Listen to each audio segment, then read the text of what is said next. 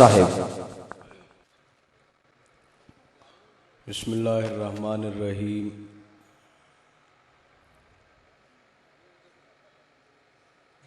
या रब्बि सल्लि व सल्लिम दाइमन अबदन अला हबीबिका खैरिल खल्क़ि कुल्लिहिम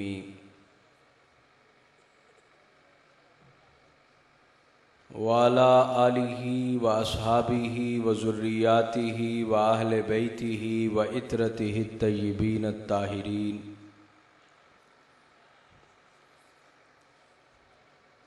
व अला सहाबतिहि व ताबिईहिम व मन इत्तबाहुम बिइहसानिन इला यौमिद्दीन।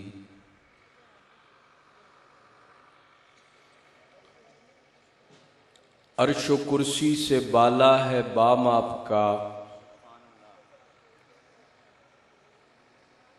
अर्श व कुर्सी से बाला है बाम आपका, आगे अल्लाह ही जाने मकाम आपका। आपके साथ सिद्दीक़ व फारूक हैं, वो है जन्नत जहाँ है क़याम आपका। क्यों मैं मानूं किसी और मंशूर को, और क्यों मैं जानूं किसी और दस्तूर को। सब किताबों से अफजल किताब आपकी, सब निज़ामों से आला निज़ाम आपका। निहायत ही मोहतरम उलमाए किराम, बरादरम बिशारत साहब ने हर साल की तरह इस साल भी मुझे ये सादत बख्शी है कि मैं इस नेक बाबरकत महफिल में हाज़िर हो सकूं। अल्लाह पाक उनकी काविशों को कबूल फरमाए और हम सब को दीन मतीन की खिदमत के लिए ज़िंदगी की आखिरी सांस तक कबूल फरमाए। मैं महज हाज़िरी के लिए हाज़िर हुआ हूँ। उलमा कराम, मनाज़रीन, इल्मी अमली तहकीकी गुफ्तगू आपसे फरमाते रहेंगे। मैं सिर्फ एक दरख्वास्त करके बात को लपेटूंगा और ख़त्म करूंगा।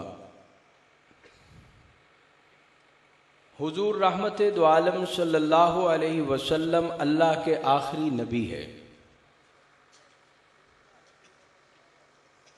आप सल्लल्लाहु अलैहि वसल्लम के बाद इस कायनात में क़यामत तक कोई नबी नहीं आ सकता। हुजूर अलैहिस्सलातु वस्सलाम की आदत मुबारका थी, जब आप सफ़र पे तशरीफ़ ले जाते थे तो पीछे मामलात को देखने के लिए, इंतज़ामात को चलाने के लिए अपना एक नायब मुकर्रर फरमाते थे। एक मौके पर हुजूर अलैहिस्सलातु वस्सलाम ने अपने नायब के तौर पर सैयदना इमाम अली कर्रमल्लाहु वजहू को मुकर्रर फरमाया और ये कह के फरमाया कि अली अंत मिन्नी बिमंजिलति हारून मिन मूसा, अली तू मेरे बाद इस जगह पर मेरा ऐसे ही नायब है जैसे हारून अलैहिस्सलाम मूसा अलैहिस्सलाम की जगह थी। अब यहाँ पर इश्काल हो सकता था कि हारून अलैहिस्सलाम जो मूसा अलैहिस्सलाम की जगह थे, तो हारून भी नबी थे तो मूसा भी नबी हुए। तो अगर उसी तौर पर हैं तो फिर हुजूर भी नबी और हजरत इमाम अली भी नबी। फौरन ही हुजूर ने फरमाया वलाकिन अना खातमुन नबीयीन ला नबी अबादी, लेकिन अली ये बात याद रखना, मैं आखिरी नबी हूं, मेरे बाद कोई नबी नहीं आएगा। हमारे बुजुर्ग हजरत अमीर शरीयत सैयद अताउल्लाह शाह साहब बुखारी फरमाया करते थे कि अल्लाह ने जिस सांचे में आमना के लाल को बनाया है, बनाने के बाद वो सांचा तोड़ दिया था कि अब क़यामत तक ऐसा कोई दूसरा बनाना ही नहीं। रुखे मुस्तफ़ा है वो आईना कि अब ऐसा दूसरा आईना न किसी के बज़्म ख्याल में, न दुकाने आई न साज में। अब ऐसा कोई नहीं आ सकता। तो जब हुजूर आखिरी नबी, अल्लाह का पैगाम लाने वाला अब दुनिया में कोई नहीं है, तो हुजूर का लाया हुआ दीन मतीन भी आखिरी है। अब कोई दीन नहीं आ सकता, कोई नई शरीयत नहीं आ सकती। आप हजरात में अक्सरियत उलमा की है, दीनदारों की है, तालीम याफ्ता लोगों की है। तो मैं आपसे ये सवाल करता हूं, क्या अल्लाह का लाया हुआ दीन सिर्फ मुझे और आपको मस्जिद में नमाज पढ़ने, तिलावत करने, तदरीस करने, तावीज़ देने, दम करने, इसके अलावा कुछ नहीं बताता? क्या हुजूर का लाया हुआ दीन बाजार का निजाम नहीं बताता? क्या हुजूर का लाया हुआ दीन थाने और कचहरी का निजाम नहीं बताता? क्या हुजूर का लाया हुआ दीन कवानीने हुकूमत नहीं सिखलाता? अगर सिखलाता है और कामिल दीन है, जो मस्जिद में भी राइज होता है, बाजार में भी राइज होता है, थाने में भी राइज होता है, कचहरी में भी राइज होता है, मुल्कों पर भी राइज होता है, तो मेरी और आपकी मेहनत सिर्फ मस्जिद की चार दीवारी तक क्यों है? सिर्फ यही दीन क्यों है? सिर्फ यही शरीयत क्यों है? आज हम लोग अपनी इन दीनी कामों के साथ साथ अपने आप से सवाल करें कि जिसके बारे में अल्लाह ने फरमाया था, हुवल्लज़ी अरसला रसूलहु बिलहुदा व दीनिल हक़्क़ि लियुज़हिरहु अलद्दीनि कुल्ली, अल्लाह का दीन तमाम दीनों पर गालिब होने के लिए आया। तो हम अपने आप से सवाल करें, क्या अल्लाह के दीन का गलबा महज दुआओं से हो जाएगा? अगर सिर्फ दुआओं से, तक़वे से, तहारत से, नेकी से अल्लाह का दीन गालिब होता तो हुजूर अलैहिस्सलातु वस्सलाम कभी भी ओहद में अपने दंदान शहीद न करवाते। ताइफ के बाजारों में पत्थर ना आप सरकार के जिस्म मुबारक पर पड़ते। आज हम दीगर जमातों को, मुस्लिम लीग है, तहरीक इंसाफ है, पीपल्स पार्टी है, इस जमातों में बहुत सारे ऐसे लोग हैं, मैं जाती तौर पे जानता हूं, जिनकी कभी तहज्जुद कज़ा नहीं होती। नेक लोग हैं, अच्छे लोग हैं, दीनदार लोग हैं, लेकिन हम उनको सेकुलर जमातें क्यों कहते हैं? हम उनको लादीन जमातें क्यों कहते हैं? हम उनको दीन मुखालिफ जमातें क्यों कहते हैं?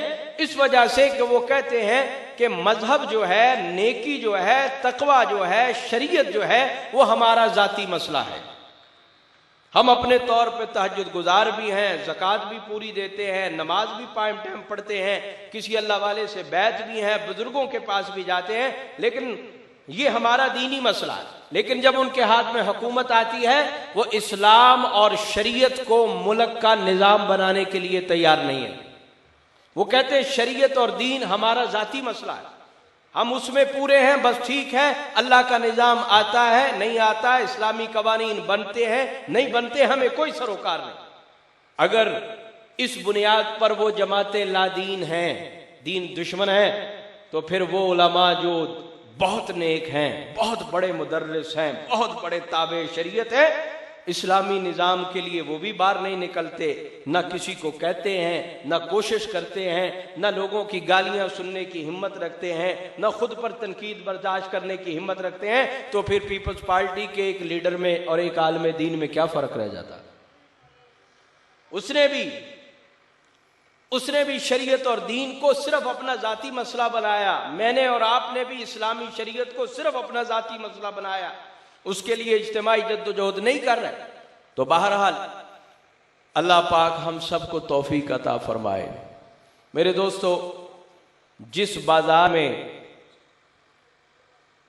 जो चीज जिस तरह बिकती है, आजकल बड़ा मसला है कि मुल्क के अंदर होटलों पर गधे का गोश्त फरोख्त हो रहा है। बल्कि लाहौर के एक होटल की खबर आई कि वहां से सूअर का गोश्त बरामद हुआ। तो ये होटलों में हो रहा है।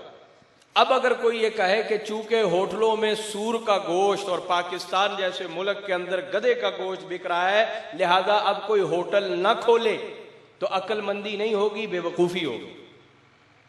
आप खोलें, आप उसमें शरीयत के मुताबिक काम करें, दीन के मुताबिक काम करें, आप हलाल कमाएं, हलाल खिलाएं।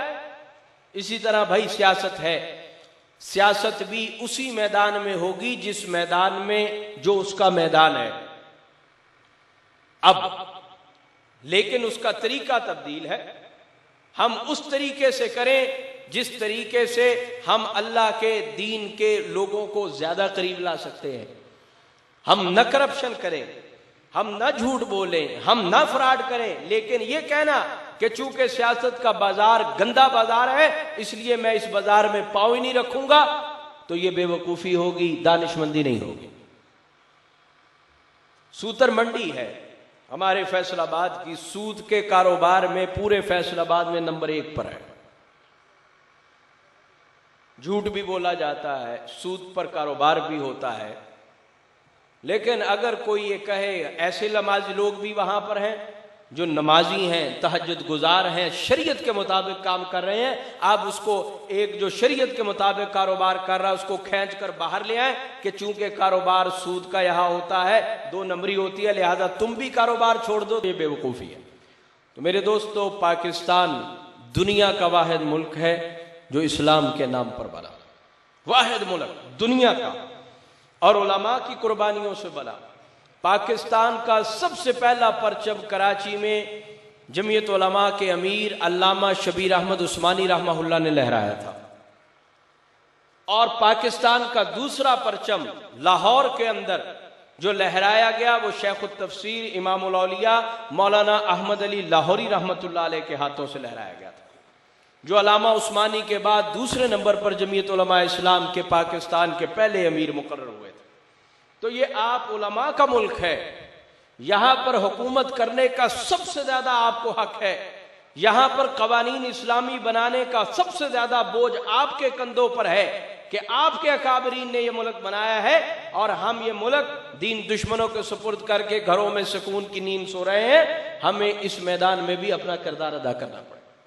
अल्लाह पाक से दुआ है हक ताला शानुहु हम सब को दीन इस्लाम के आदिलाना निज़ाम के निफाज की जद्दोजहद के लिए कबूल फरमाए। व आखिर दावाना अनिल हम्दुलिल्लाह।